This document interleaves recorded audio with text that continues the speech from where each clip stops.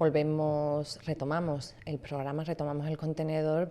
Esta tarde el Salón de Sesiones del Palacio de los Gobernadores, a partir de las 8:30, va a ser el escenario donde se va a presentar el libro El habla de San Roque, que es obra del cronista oficial de la ciudad de San Roque, Antonio Pérez Girón. Buenos días. Hola, buenos días. El habla de San Roque. Bueno, a mí se me ocurren muchas preguntas. La primera es ¿cómo se te ocurre reflejar en un libro el habla propia de San Roque?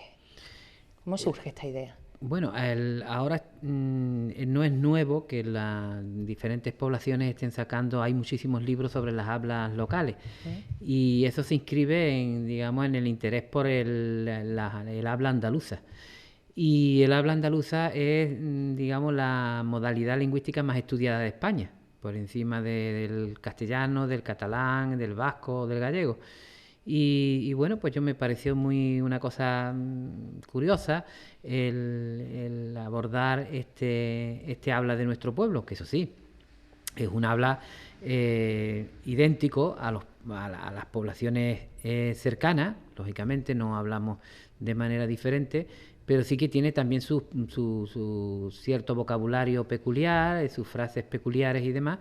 Y bueno, pues en definitiva es el habla de los sanroqueños. Porque ese interés en el andaluz que comentaba ahora.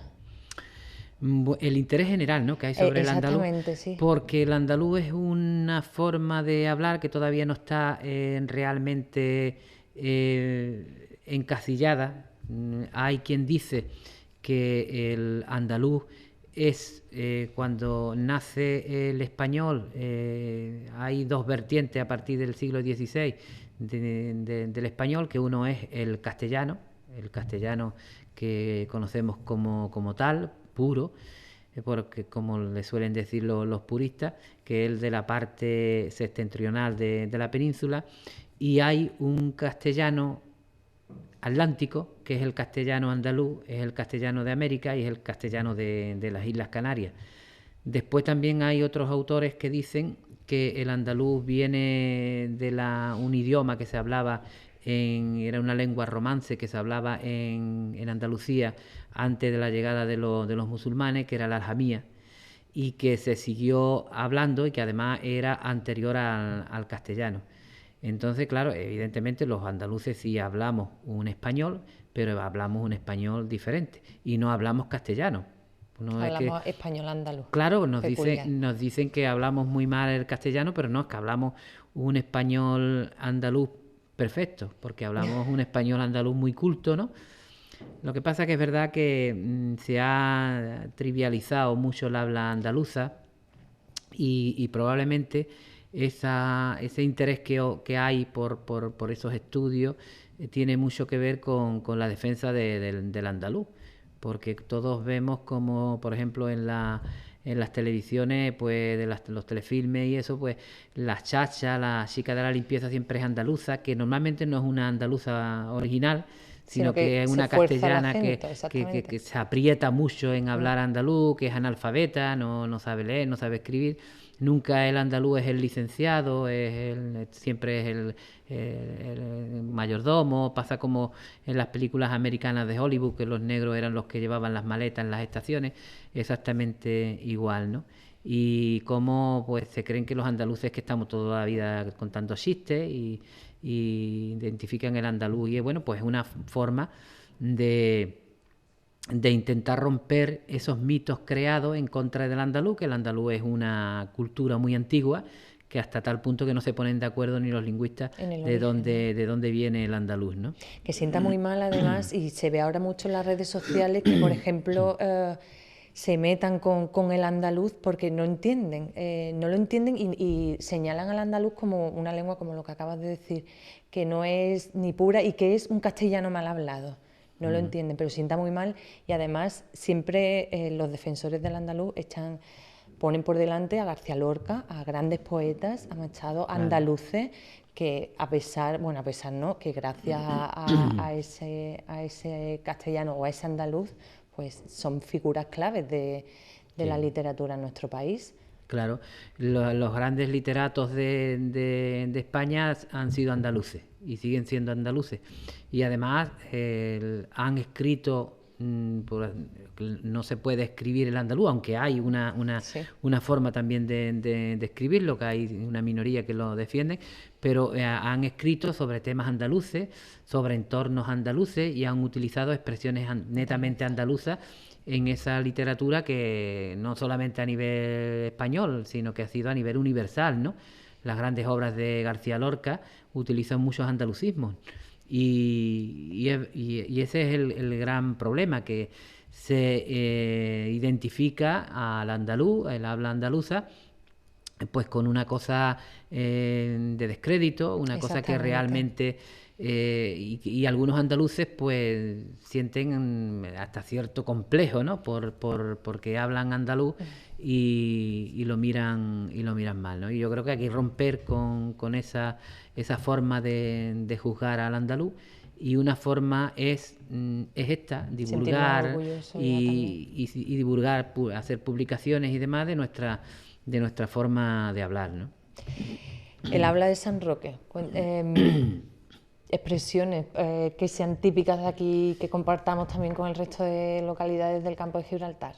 Bueno, el habla de San Roque se inscribiría en una de las hablas andaluzas, que no es la oriental, es la occidental, donde predominan una serie de rasgos, como por ejemplo es el ceseo, que es una forma importantísima de sus características, el yeísmo, donde la L prácticamente desaparece, las S interiores también desaparecen. Nosotros no decimos instrumento, decimos instrumento, la sustituimos por una H interior, o entre otros muchos valores. Por ejemplo, es la gran aplicación de los diminutivos, ¿no?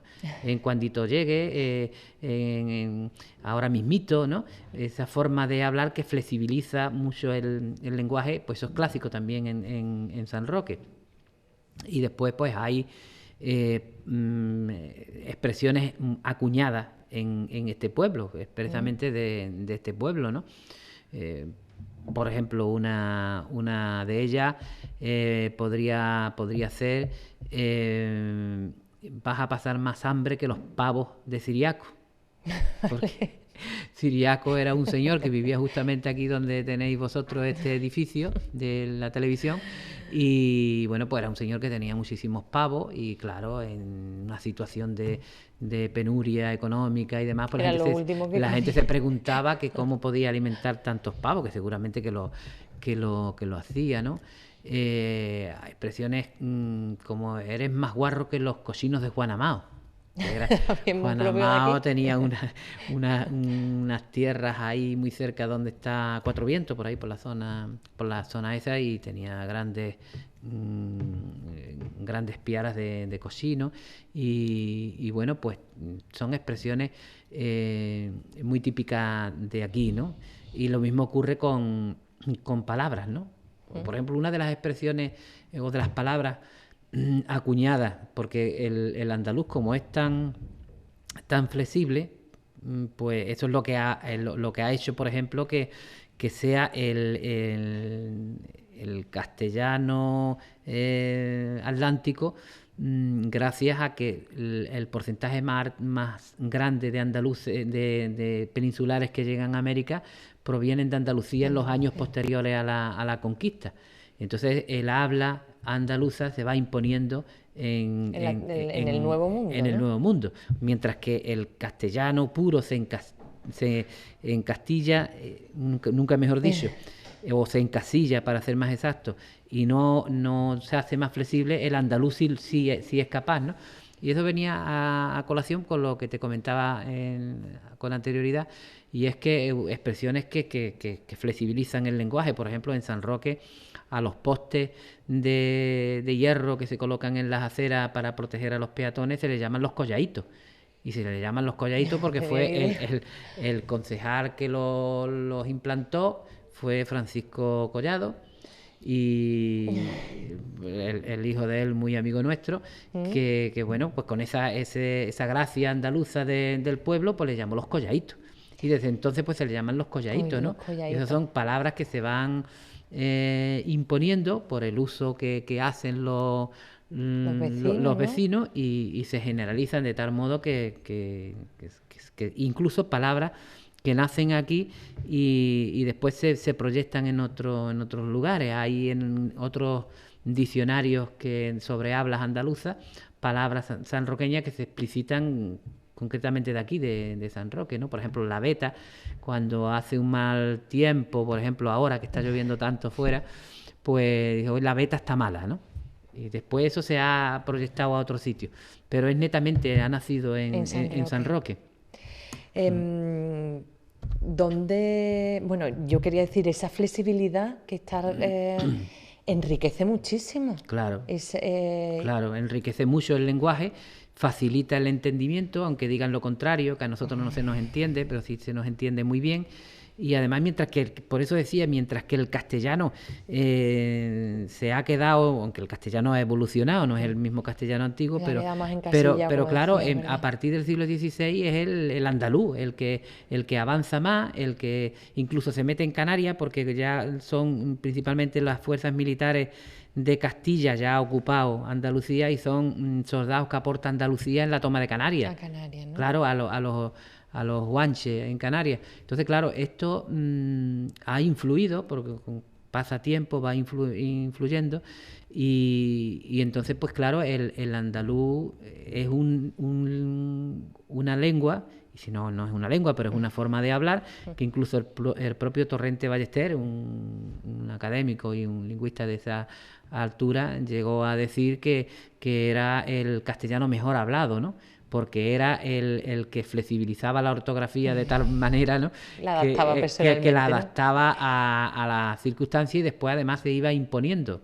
Y eso es muy importante. Y claro, yo creo que el andaluz es un idioma que tiene, si no un idioma, porque realmente no es un idioma, pero es una forma de hablar con una proyección muy grande. Y aunque pese, cada vez habrá más gente que lo hable, aunque ¿no? Pese, aunque pese, claro. ¿Cómo te has documentado? Hablando con la gente del pueblo, tú conocerías muchas de estas expresiones. ¿Cómo has documentado todas estas expresiones? Claro, es fundamental, primero porque uno conoce ya muchas expresiones, pero hay de las personas mayores, hay muchas palabras que ya no se utilizan, que ya se han perdido prácticamente, ¿no? Pero que yo las he recuperado y están ahí, ¿no? Principalmente, pues, escuchando a la gente hablar, es como mejor uno coge las palabras. Después, esas palabras han sido, digamos, sometidas a prueba. Lo que aparece en el vocabulario son palabras que no existen en el diccionario. O sea, que son palabras auténticamente andaluzas, ¿no? No existen en el diccionario. Y después hay otras palabras que existen en el diccionario, pero que tienen una denominación diferente. Por ejemplo, si nosotros decimos, pues, anda y date un baldeo. Date una vuelta y déjame tranquilo, ¿no? Sí. Y claro, y el diccionario dice, para baldeo, dice que es echar agua con baldes, ¿no? Vale. O sea, palabras así. Y en casos muy excepcionales, muy pocas, palabras que sí reconoce ya el diccionario como andalucismos, como igual están metiendo palabras extranjeras que ya se imponen, como andalucismo, porque es muy fuerte, los andalucismos son muy fuertes y van entrando ya en la lengua aceptada por el diccionario, pues algunas palabras que están en el diccionario, pero que para nosotros tienen un significado muy, muy especial. Por ejemplo, la palabra costo. La palabra costo, el costo es la comida que se lleva el trabajador al tajo. Entonces, el diccionario la ha aceptado finalmente como una palabra procedente de Cádiz. Entonces, yo sí la introduzco porque para el costo la palabra tiene mucha significación por los trabajadores de Gibraltar, que iban con el costo. Iban con una taleguita y llevaban su comida al trabajo. Entonces, palabras de... Pero el 90 y tantos % de las palabras ¿no? Pero seguramente estarán, llegarán a estar. Se impondrán, ¿no? Se impondrán, porque son palabras que cuando yo me pongo a revisar libros escritos de vocabulario de otros sitios, ya me doy cuenta de que estas palabras ya están admitidas en el diccionario, porque son palabras que se utilizan y no tienen más remedio ya que admitirlas. Ha ocurrido recientemente en la última edición que han admitido un montón de términos relacionados con el flamenco. Ya los han admitido, vale. Claro. La cercanía con Gibraltar ¿No nos ha dado una También. peculiaridad? Sí, eso ha recoges? enriquecido no solamente a San Roque, principalmente a San Roque y A La La Línea. Línea. Son las dos poblaciones que más han tenido esa relación más estrecha con Gibraltar y es verdad que la ha enriquecido, pero que a raíz del cierre de la frontera Se frenó un poco, se frenó porque prácticamente el español perdió fuerza en Gibraltar. Era un idioma, pues si no proscrito, no estaba bien ni siquiera hablarlo, lo hablaban las personas más mayores. Entonces, claro, eso ha creado una laguna.